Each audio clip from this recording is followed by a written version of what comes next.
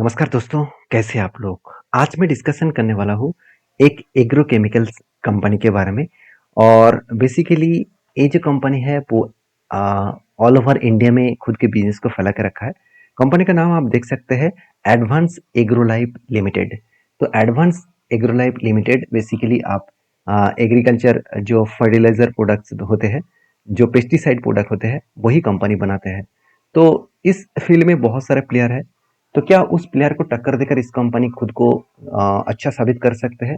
उसके बारे में यहाँ पे डिटेल्स में आपको डेटा देखने को मिलेगा। तो वीडियो को लास्ट तक जरूर देखिएगा। सबसे पहले इंपॉर्टेंस पॉइंट क्या है, इस कंपनी कितने सालों से काम कर रहा है?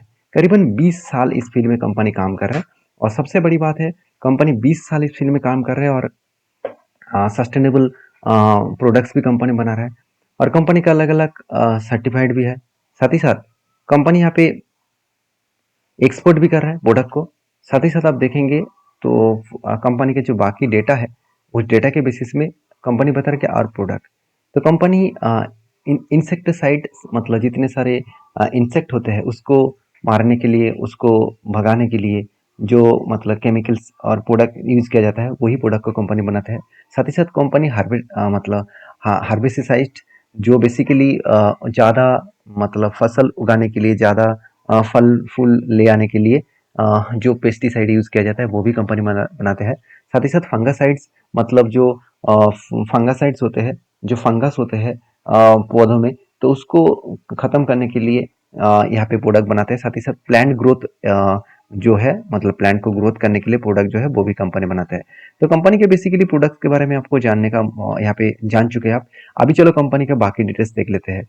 तो कंपनी के बेसिकली अगर मैं डेटा पॉइंट ऑफ व्यू से बात करूँ तो कंपनी स्टार्ट हुआ था 2002 में। तो ऑलमोस्ट अब 20 साल कंपनी हो चुके हैं, 20 साल से भी ज़्यादा हो चुके हैं। तो एक 20 साल की कंपनी में एक स्टेबिलिटी तो होता ही है, क्योंकि मैनेजमेंट अच्छा है तो उस कंपनी को इतने दिनों से चला रहा है। तो कंपनी के देखिए मैन्युफैक्चरिंग जो है, वाइड रेंज ऑफ एग्रीकल्चरल जो है वो, सॉरी, एग्रोकेमिकल जो प्रोडक्ट्स है वही कंपनी बनाता है, जो मैं अभी आपको दिखा चुका हूँ। जहाँ पे आप देखेंगे तो वेजिटेबल से लेकर हॉर्टिकल्चर प्रोडक्ट्स के ऊपर, क्रॉप प्रोटेक्शन के ऊपर कंपनी काम करता है।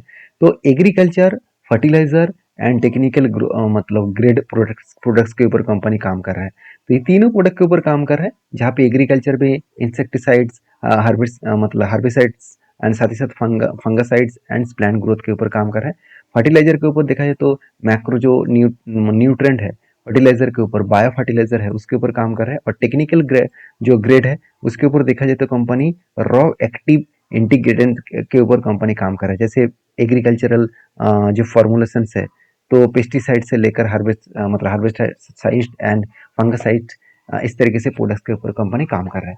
तो कंपनी सिर्फ इंडिया में नहीं है, ऑल ओवर वर्ल्ड में अलग अलग कंट्रीज में कंपनी बिजनेस को फैला के रखा है। टोटल 19 स्टेट में कंपनी बिजनेस को फैला के रखा है। साथ ही साथ कंपनी बाहर की कंट्रीज में भी एक्सपोर्ट करता है। 3 यूनियन टेरिटरीज में कंपनी एक्सपोर्ट करता है। सबसे बड़ी बात है, आप देखेंगे तो चाइना, चाइना, हांगकांग जैसे कंट्रीज को भी प्रोडक्ट सेल करता है। यूएई, यूनाइटेड मतलब अरब एमिरेट्स में कंपनी प्रोडक्ट सेल कर रहा है। बांग्लादेश में कर रहा है, टर्की में कर रहा है, इजिप्ट, केनिया एंड नेपाल, इस तरीके से कुछ कंट्रीज में खुद का प्रोडक्ट को एक्सपोर्ट कर रहा है। सबसे बड़ी बात क्या है, सबसे बड़ी बात अगर बता दूं, मैन्युफैक्चरिंग जो फैक्ट्रीज है उस हिसाब से कंपनी का एक मैन्युफैक्चरिंग फैक्ट्रीज है राजस्थान, जयपुर राजस्थान में। तो कंपनी का मैन्युफैक्चरिंग फैक्ट्रीज जो है वो 3 अलग अलग फैक्ट्रीज है, तीनों ही राजस्थान में है। यहाँ पे आप देख सकते हैं कहाँ कहाँ पे कंपनी का फैक्ट्रीज है। कुल मिलाकर 543 परमानेंट एम्प्लॉयज है इसका, और स्किल एम्प्लॉयड है इस कंपनी के ऊपर। तो चलो कितना स्किल एम्प्लॉयड है वो तो आपको पता ही चल जाएगा, चलो वो मैं आपको अभी दिखा रहा हूँ। देखिए, कंपनी का जो रेवेन्यूज का ग्रोथ हो रहा है वो 10% के हिसाब से ग्रोथ हो रहा है। मतलब उतना ज्यादा स्टेबिलिटी कंपनी के ऊपर देखने को नहीं मिला। और अगर प्रॉफिट ग्रोथ के बारे में बात करें तो 4% के आसपास प्रॉफिट ग्रोथ देखने को मिला है।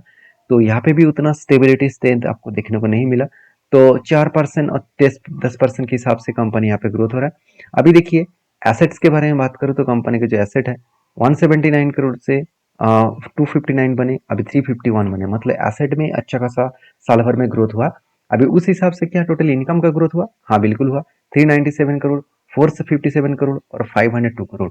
तो यहाँ पे आप अगर देखेंगे तो टोटल जो इनकम है वो 397 से लेकर 457 से लेकर 502 करोड़ के आसपास कंपनी का इनकम ग्रोथ हुआ। तो एक स्टेबिलिटी इनकम यहाँ पे ग्रोथ हुआ है। टोटल देखा जाए तो अच्छा खासा इनकम ग्रोथ हुआ, उस हिसाब से कंपनी का प्रॉफिट का भी ग्रोथ हुआ।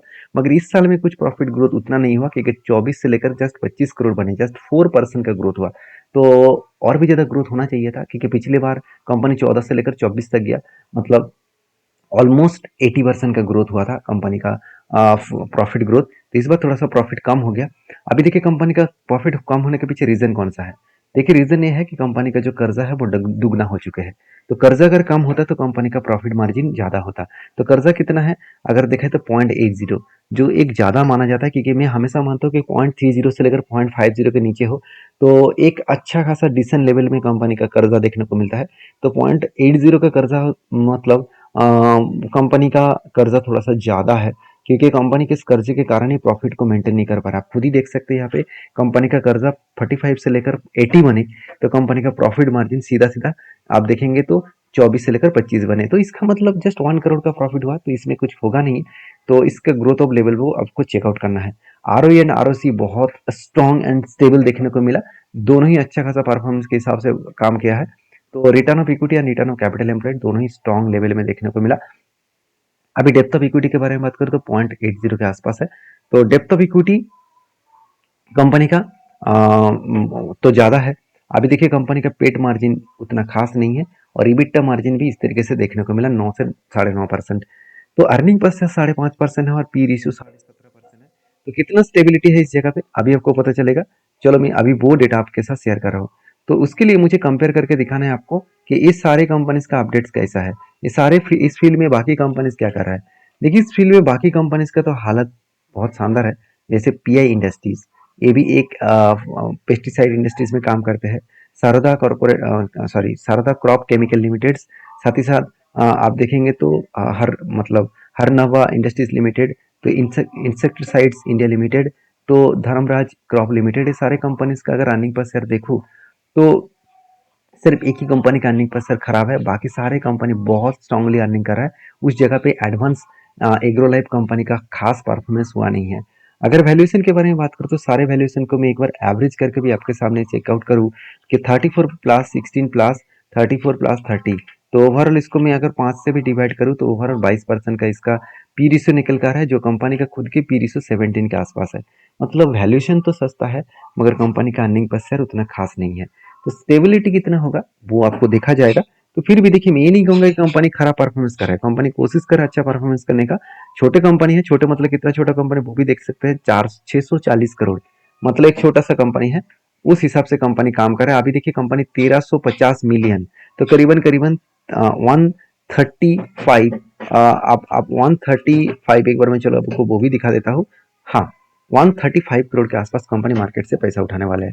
तो जो करीबन करीबन 190 करोड़ 192 करोड़ के आसपास कंपनी टोटल इशूज लेके आ रहा है, उसमें से 139 करोड़ 135 करोड़ के आसपास पैसा उठाने वाले हैं।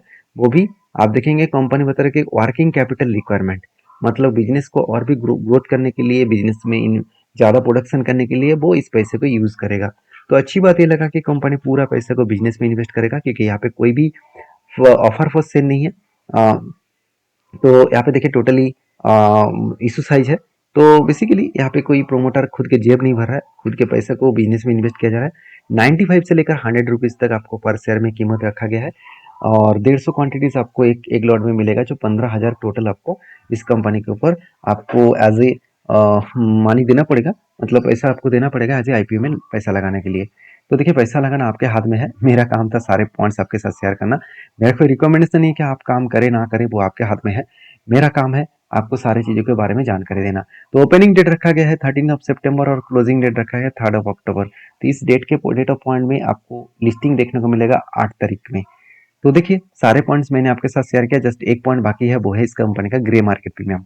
तो देखिए कंपनी का ग्रे मार्केट प्रीमियम स्टार्ट हुआ 25 तारीख से, 25 तारीख से लेकर 28 तारीख तक कंपनी का ग्रे मार्केट प्रीमियम ऑलमोस्ट 10% के आसपास ग्रोथ हो रहा है। तो एक अच्छा खासा डिसेंट ग्रोथ हो रहा है, जिस डिसेंट ग्रोथ कंपनी को आगे बढ़ाने के लिए, स्टेबल रखने के लिए काफी है।